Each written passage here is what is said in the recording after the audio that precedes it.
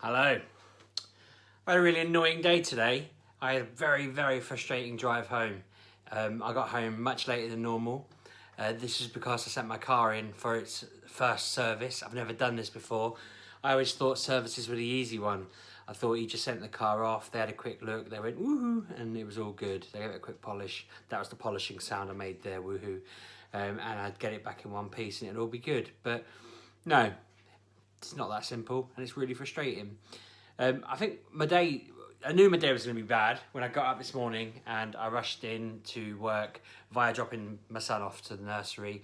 That was a faff, trying to bundle everything under my arms. Anyway, driving along, chatting to my wife on the phone, and the car in front just slams its brakes on. I slammed mine on. I think my reaction times were pretty perfect. I didn't think about the car behind me. Fortunately, I just saw her eyes pop out of her head like a cartoon, and she managed to sort of wrestle her car. I then spent the rest of my journey just kind of apologising with my lights because I just felt really awkward, even though I had no control over it, and she had no control over it. I just felt responsible for the fact that I could have probably gracefully broke, but my instinct was to just slam them on. So I ended up getting to work like 10-15 minutes late, and then which was, work a call about that, but it was frustrating getting in late. But then about 10 minutes after that, Ford arrived to pick up my car. I'd arranged for this pickup service where they take the car off, I give them the key. I'm watching her rearrange my seat, thinking I'll never get it back to the way I like it, it's never going to be comfortable, and at the moment it is not. She drove it off. They rang me and said, okay, we're going to bring it back at 4. That's important. 4 o'clock they're going to bring it back, and they'll just look at some bits. I said to them that the light on the back, I took my car to an airport a couple of years, well, when I got it last year, parked up, gave the keys over. When I got it back, the light was loose, and I didn't say anything because I'm an idiot. So I've driven around with that for a year, and then the woman said to me today, is there anything wrong with it? And I said, oh, that just needs reattaching. It looks like it's only a screw. She said, yeah, probably. Okay, see you later. She's had a look at it, and then it's like 85 quid to replace the whole light unit. I'm like, what? I said, it only needs a screw. And she said, they don't sell the screw plasticky bit that holds it on separately from the light. I either have to buy a light or, well, that's it. There's no other option. They can't possibly get a connecty bit with a screw in it. They just don't make them. So I guess I get why. I don't really get why, but I guess I do in a way. It's just frustrating. I'm annoyed. They said to me that the tracking on the wheels is off. Another 75 quid to repair that. It's very frustrating.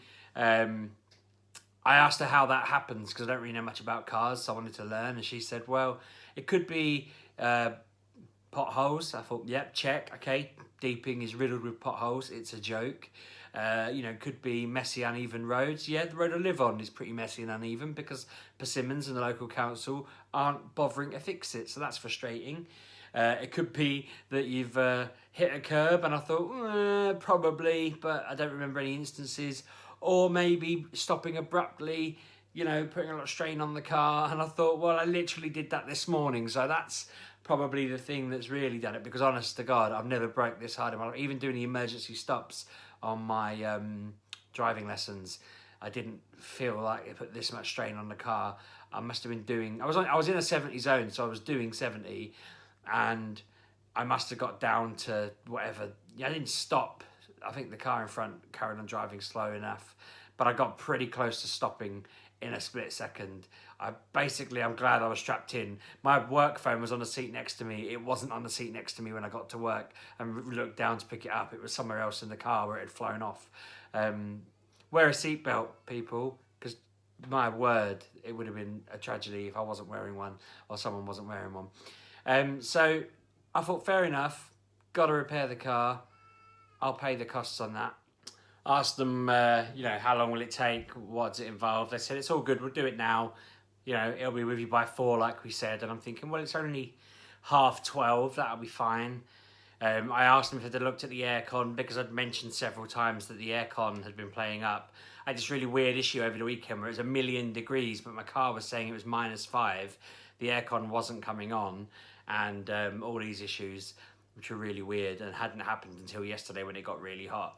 So she said, yeah, it's all in hand. We'll see you about sort of 4-ish.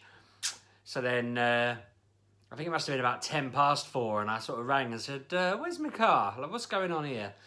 And they said, we're still trying to fix the aircon. And I thought, well, okay, fair enough. You know, I did remind them, maybe they forgot. And he said, it'll be with you in the next sort of half hour or so. So then it got to like 5 minutes to 5, and I'm thinking, well, I have to leave now to go pick up Lamp Up from their after school club and that. And I rang him again and said, the car's not here, like you said half an hour ago. And he said, well, we've spent all day trying to fix this aircon issue. We filled up the gas, we've changed all the electric bits, that, you know, whatever it is, charged it up, whatever they need to do. He said, but we just can't figure out why it's not working. It's blowing air, but it's not cooling it. There's something wrong and we can't figure it out. And I said, well, okay, I need to pay for the other bits. I said, we haven't done the other bits. I said, we haven't replaced the light, we needed to order one in. And we didn't do the tracking. And I thought, well, I said, isn't that the important bit? Isn't that the bit that you're telling me is a rather urgent thing that needs fixing ASAP? And he said, well, we just thought we'd focus on the aircon because it's really hot. And I thought, okay, I can kind of see like the logic of that's the thing that's going to annoy me most as the user. But now I don't know how dangerous tracking is or what. I don't know whether my car's just going to snap in half at some point, or wheels are going to roll off, or what's going to happen. But I'm very pleased that he tried all that effort to fix the aircon and then didn't, because the heat's gone now. It's cold tomorrow. It's already starting to turn cold. I opened a window to cool a room down, and now my house is freezing. It's starting to storm outside, and I'm thinking, great, he's failed to fix the aircon. It doesn't work any better than it did.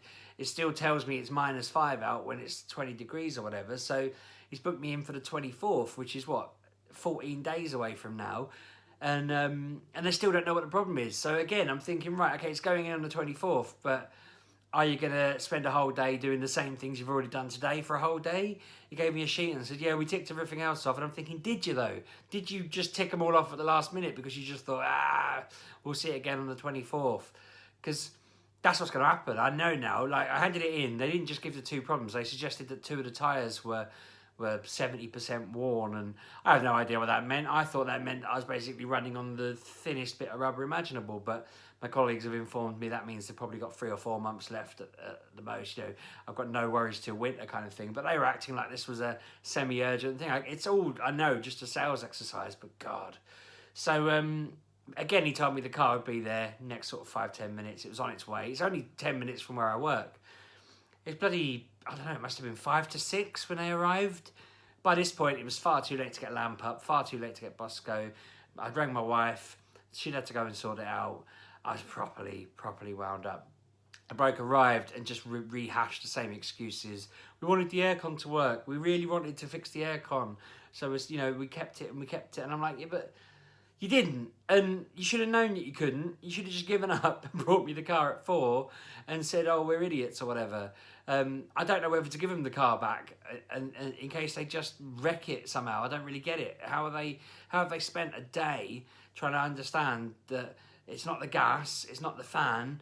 Presumably it's some sort of electric sensor. I notice myself that if the windows are open, it doesn't blow as firmly because it wouldn't. The windows are open. So maybe something's tripped, so it's assuming that a window's open, or that it's too hot to blow cold. I don't know, whatever, too cold to blow hot. There's some sensor somewhere. It doesn't take a brainiac to try it. I know I'm not a car man, but ultimately they are. And they gave me some horse manure about not seeing issues like this before, and I thought, don't believe that for a second.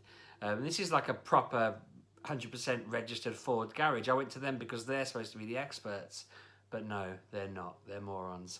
I got home really late. My wife, bless her, we had a bit of a mini row in the car on the way home over the phone because I said to her, I'm just fed up, I'm furious, and I'm hot, and I want to get home, and I'm annoyed.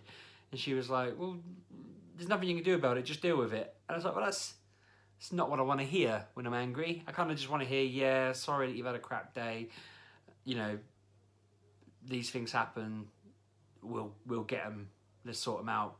Whereas she was just like, what do you want me to do? Be angry? I'm not annoyed. And I'm like, but I'm not asking you to be angry. I'm just asking you not to tell me off. Not tell me off, that's the wrong word. Tell me get over it, because that didn't work. So I was a bit miffed. So bless her, I left her be. And I'm driving along behind this this van, Dapper Dogs. Dapper.com. It was Dapper-Dogs, and I'm reading his, because I'm stuck in traffic, I'm reading his offering on this van, and I'm just like going through it. And I noticed one of the biggest peeves I have about small independent one-man band businesses. You know, I get it, you're a one-man band, you want to save money, you can't think of everything, you're not a corporate, you're not this, you're not that. But there's just one thing that winds me up about companies no end. And if you're ever starting a company, you must know this fact. The company, the web address was Dapper-Dogs.com. The email address was Dapper_dogs@hotmail.com. There's a bloke round the corner from me that has a similar thing. I can't remember the name of his company, but let's say it's like Dave's Window Cleaning @outlook.com.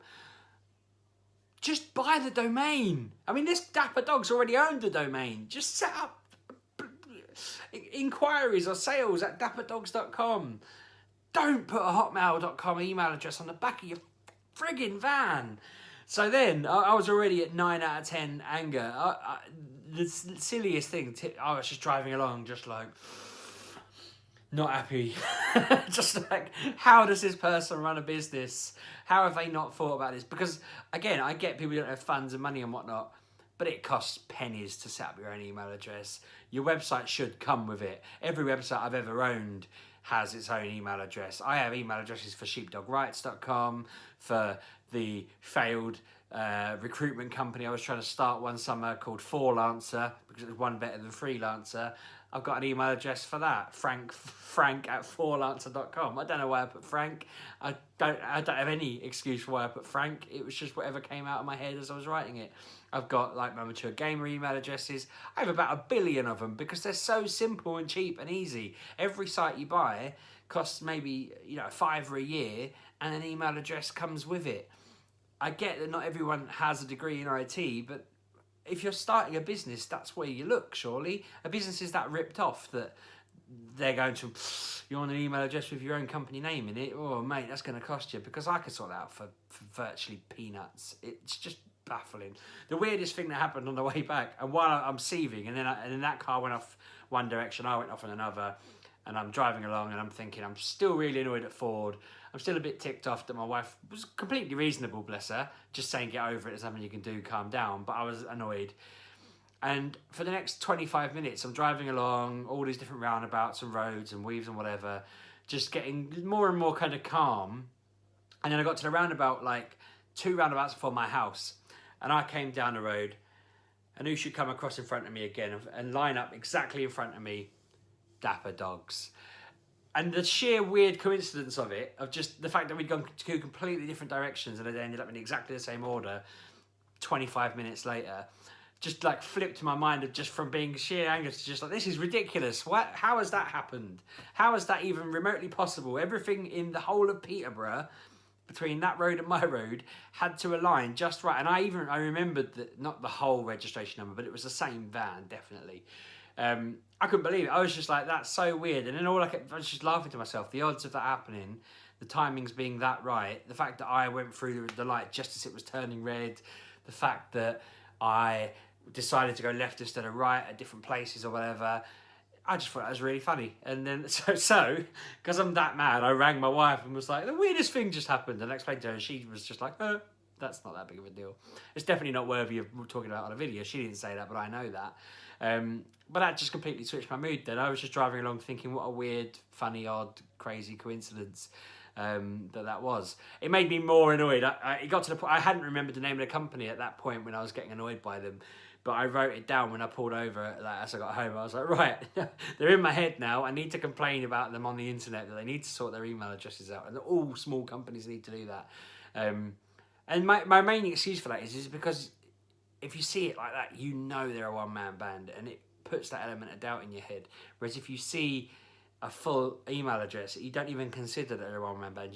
They can pretend they have a back office, they can pretend they've got staff, they can pretend they've got offices all over the UK, and they can just wing it like all businesses do until the time that they are actually that big. But just having @hotmail.com just instantly makes you look like you're a one-man band, and that doesn't do well. And that annoys. And I might email them, dear Dapper Dogs. I'm assuming it's his actual name, like that other comedian with Dapper in his name, the horrible one. Anyway, I'm waffling. Today's been annoying. I'm frustrated with cars, but no, that dog company made me laugh, especially because they just weirdly stalked me from the other side of the city. That's your lot. I'm finished. Oh, it's so hot. I know I said it wasn't. It's starting to get hot. It's probably because I've been ranting about dapper dogs and cars and stuff, but I've got 14 days without aircon now when I'm driving. I don't think I've got any major drives to do, but no, my luck, I'll have to drive cross country and Land's End to John O'Groats and all sorts of nonsense. Anyway, thanks for watching. Subscribe, like, comment, all that stuff. Hit the bell, I've been told to say now. Yeah, give me your thoughts, give me your stories. Let me know if I'm wrong about what is tracking. Yeah, just talk back, you know I like it. See you soon.